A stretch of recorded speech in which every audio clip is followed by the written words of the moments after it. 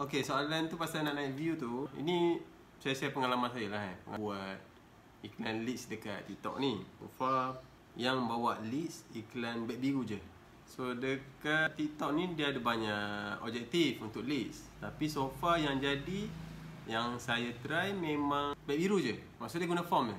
Kalau kita buat include pergi ke pay semua tu tak jadi. So untuk nak naikkan view masa live ni, kalau tengok dekat objektif dekat TikTok ni memang tak ada untuk beg biru. So yang berkesan, kita run iklan leads.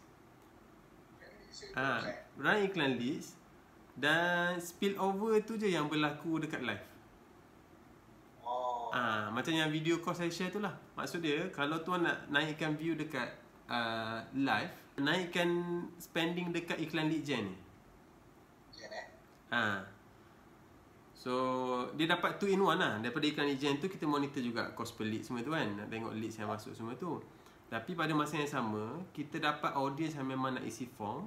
Dan bila dia nampak kita tengah live, dia akan masuk live kita. Dan masa live juga suruh dia isi beg biru. So far cara ni lah berkesan. Contohnya katakanlah tuan spend sebelum ni 100, 200 sehari kan. Mungkin iklan view yang tu susah nak kira. Tapi kalau kita buat iklan lead, contohnya kita boleh dapat lah at least measure CPL tu berapa ringgit lah target dia kan. Tapi kita dapat juga spill over viewer tu akan tinggi. Kalau macam ada yang spending dalam ratus-ratus sehari, dalam live dia boleh dapat juga bawah 50 tu boleh dapat dengan spending 100-200 daripada iklan leads. Cara nak naikkan view dekat live ada 2. Satu dekat iklan lead gen tu.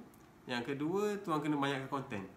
Konten dekat FYP tu. So bila dia keluar dekat FYP, dia nampak button live tu, dia akan join kita punya live.